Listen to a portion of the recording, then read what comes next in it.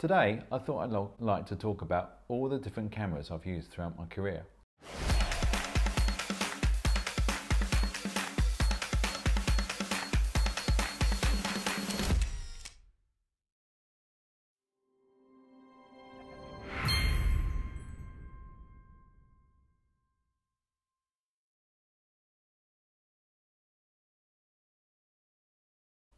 Greetings YouTubers, my name is Paul and this is Diary of a Stock Photographer. Today I thought I'd like to talk about all the different cameras I've used throughout my career. When I was starting out, when I was 15, I bought my first SLR camera, a camera called the Praktica BC1. This was a camera that used just film and had aperture priority. After a lot of saving, I bought the Canon EOS 620. This was quite a revolutionary camera at the time, had autofocus and a completely new design compared to the previous cameras. After a few years of using this, I bought a Canon EOS 5, and this was the first camera to use eye control focus, revolutionary for the time. After meeting the photographers in Rome and then going on trips with them, I thought it would be good to buy a medium format camera like they had and had recommended. And then after that I bought my first medium format camera, which was a Mamiya 645, and this shot 15 frames on a roll of film. And 645 was slightly bigger than 35mm, but not as big as 6x7. The unfortunate thing was this camera was second hand. Not that made any difference, but the shutter often got jammed and I have to push the shutter back with a pencil, which was slightly annoying over time.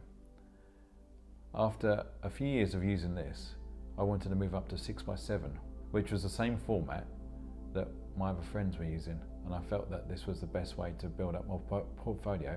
If you had the same image shot on 6x7 and 35mm, the 6x7 would look more impressive to a client and to the editor. So after much saving, I bought a Pentax 6.7 camera from one of my friends. This looked like a huge SLR, and you could purchase a wooden handle to make it easier to hold. Fully manual, although it had an exposure needle that wavered a lot. So you change the shutter, change the aperture, and the needle would go up and down. The shutter went off with a huge clunk, and often the sound would vibrate down the tripod and onto the floor. In 2000, I bought the EOS 1, a camera I'd always dreamed of since owning, always dreamed of owning since its release in 1989. And I traded in my Pentax for a Mamiya RZ67. This was still 6x7 format, but you could rotate the back horizontal or vertical without moving the camera, and it had bellows focusing, which was quite different at the time. But it was a very static kind of camera, and it wasn't easy to use, and made you really consider the images you were taking. Sales were good by this time, and I bought my first sports car, which I shall talk about in another video. At this time, digital was still in its infancy. With digital backs attached to film cameras, files were small and file transfers were long. It was then I thought it was going to be years before digital was good enough to be able to use for stock.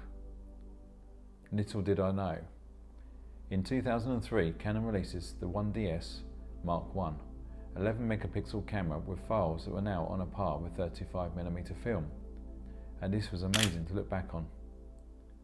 As soon as it was released, I knew this was the future, and I was so excited by the possibilities, so I couldn't wait.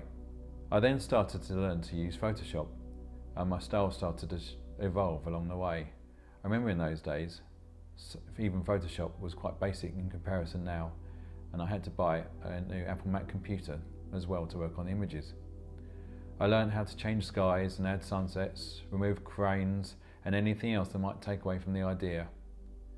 And also this helped creating concepts that were composites of many images put together that I could not create in one image.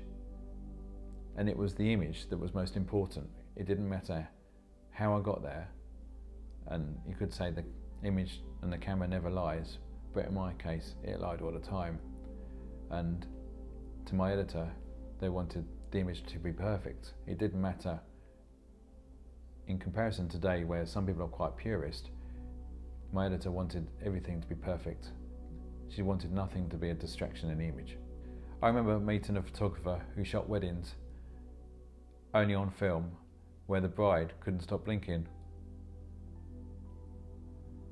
And again, they would only notice this when the film was processed. Obviously now, this would be noticed if they were shooting on digital cameras, and it would make it a lot easier to remove or to shoot when the bride wasn't blinking. But this was completely different back then.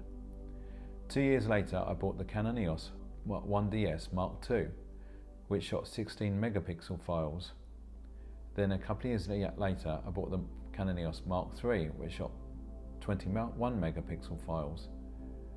The design hadn't changed much, apart from the fact that the files were a lot bigger and the camera was more sensitive to low light.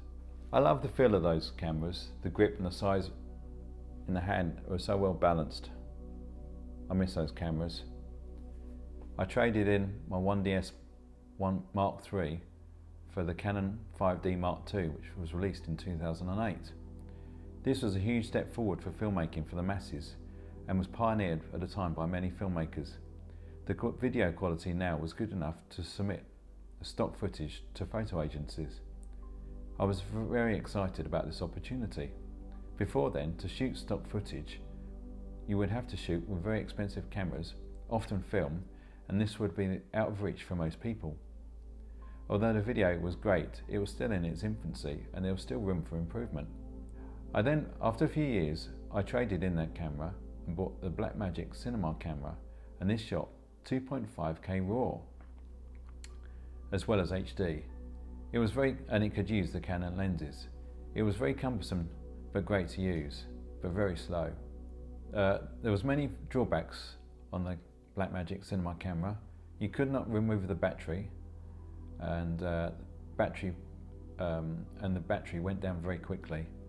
It was touchscreen focusing, and it looked like a huge iPhone on steroids, but it was slow autofocus and huge to use. But it still was quite revolutionary for the time.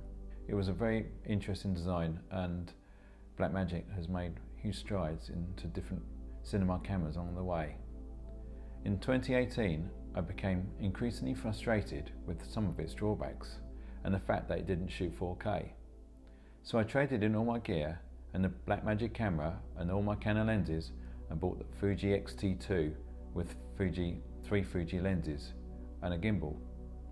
The video footage from this was much better, and so was the stills, and this was a big improvement from the stills that I'd been shooting on the Canon 5D Mark II. During lockdown, I traded in all my camera gear as I just could not see a future still in photography. The future for me is currently a blank canvas camera-wise, and I'm currently shooting and having fun with an iPhone 14 Pro.